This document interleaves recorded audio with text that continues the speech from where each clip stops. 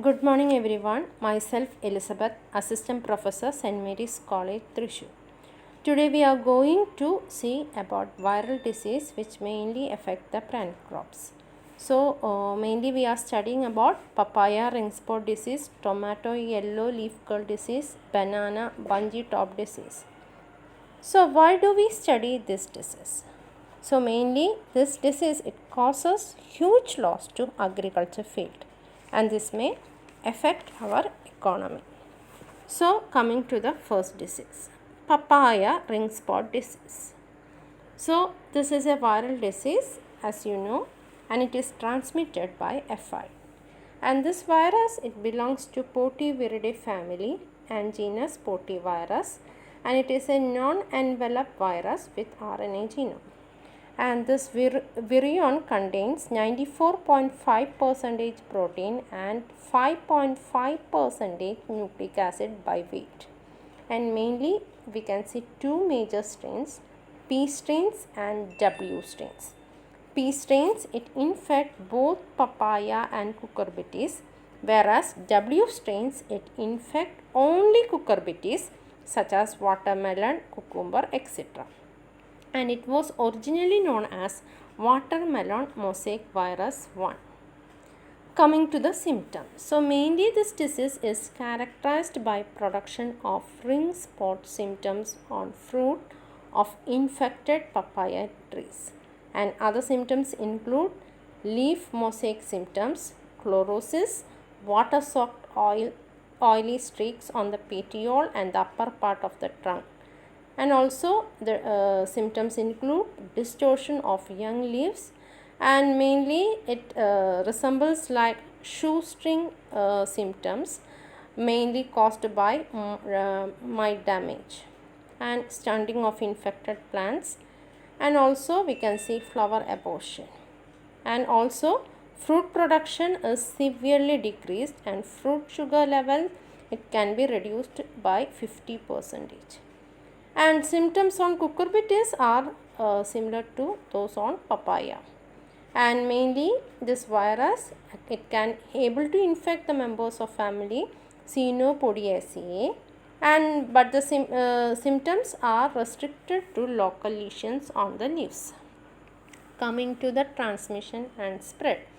So as I said earlier, the main mode of transmission is through feeding of aphids, and mainly the aphids which affects are green peach aphid, melon aphid, etc.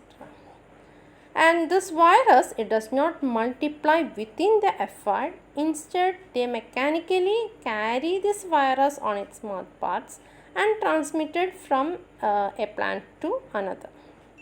And usually it can also transmitted by mechanical means, and through garden tools and by agriculture practices, etc. And also this can be spread by planting the infected papaya seedlings. And this virus it is seen in almost all major papaya growing countries. Coming to the diagnosis of papaya ring spot virus. This virus it tends to aggregate in plant debris. So the primary diagnosis method is to the assessment of symptoms, and visually we can detect it very quickly, but it is an unreliable method because the symptoms may expressed even if there is a micronutrient deficiency in soil, and also because of many type of weather condition. And this virus it can be confirmed by molecular diagnosis methods such as ELISA and immunocapture RT-PCR dot immune binding assay.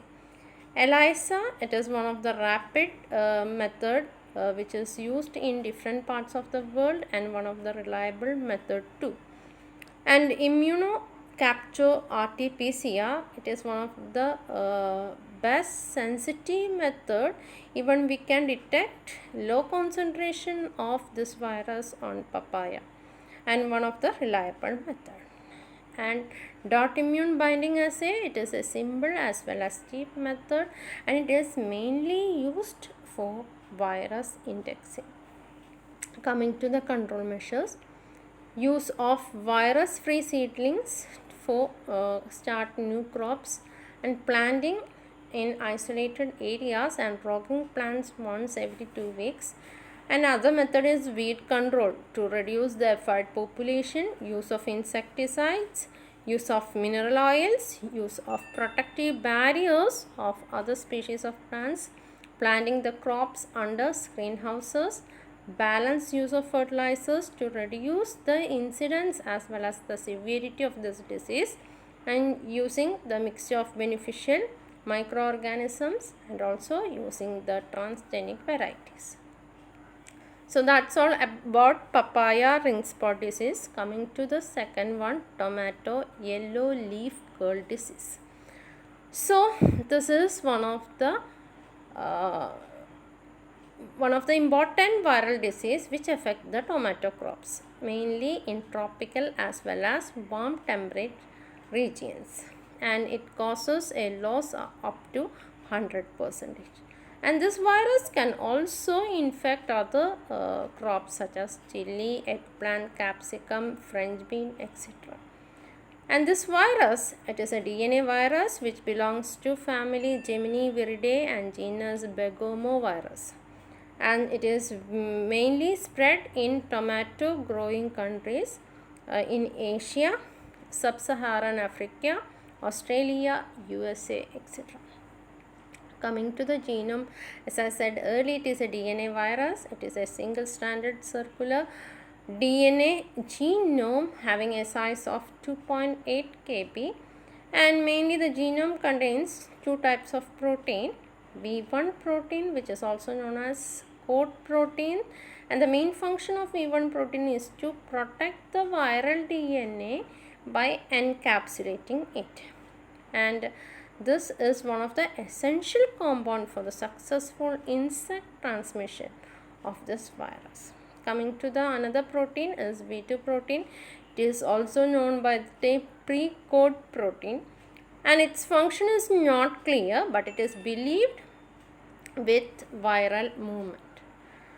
Coming to the transmission of this virus. So this viral disease is transmitted by the insect Bemisia tabaci B biotype, which is commonly known by the name silver leaf whiteflies. So usually these flies, they feed the host plants and transmit the disease to the healthy plants.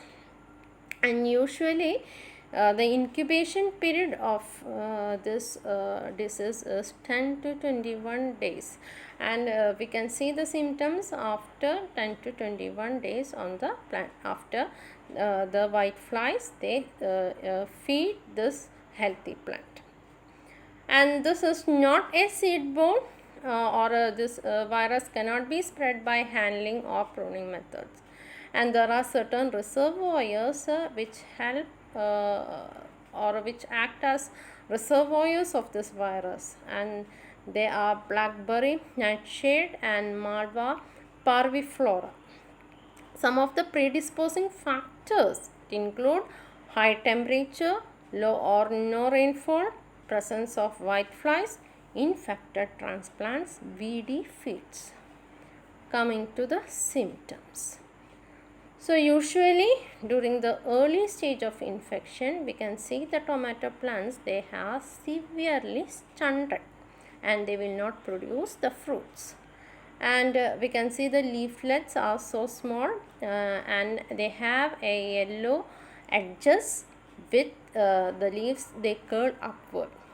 And the flowers, they do not develop or they do not fall down. And in older plants, the fruit which has been already formed, it ripens normally, but after infection there will be no fruit.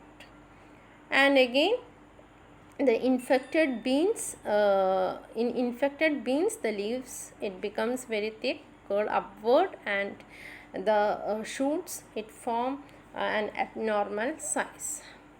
Coming to the control measures. So the main control measures include crop rotation using resistant varieties such as Peto 86 and Amaretto, etc. Mulch the seed beds, pull out seeded seedling, pull out the diseased seedlings, eradicate weeds, burn all the plant debris, and use of synthetic and biopesticides. Coming to the diagnosis method, so this viral disease can be also primarily diagnosed by assessment of symptoms, which is very reliable and quick, but we can confirm it by molecular diagnosis such as DNA hybridization, PCR method, microarray method, and ELISA method. Coming to the third viral disease, that is banana bungy top disease. So this virus, it mainly affects the banana plants, and we can see the banana plants as well as the fruits, they stunts the growth, and it is also spreaded by an aphid which we commonly known as banana aphid, Pendulonia nigronervosa, and this disease was introduced by moving infected plant material into a new area, and this virus belongs to family Nanoviridae, genus Babovirus, and it is a single stranded DNA virus, and the shape is icosahedral, having a size of 18 to 20 nanometer, and this disease is mainly seen in tropics. Coming to the transmission, so this disease is transmitted by infected suckers, or as I said earlier, by banana aphid. So this banana aphids then can acquire the virus on feeding on an infected plant, and this virus, it retains in aphids through their adult life, having a period of 15 to 20 days. And this banana aphids, they can then transfer the virus to susceptible healthy plants as they feed the healthy plants. And the symptoms include, initially there will be a dark green streak appears in the veins of lower portion of leaf midrib and leaf stem, and the leaves, they appear to be bunched at the top of the plant, and the symptom for which this disease is named. Severely infected banana plants usually will not fruit, but if fruit is produced, the banana hands and fingers are likely to be distorted and twisted.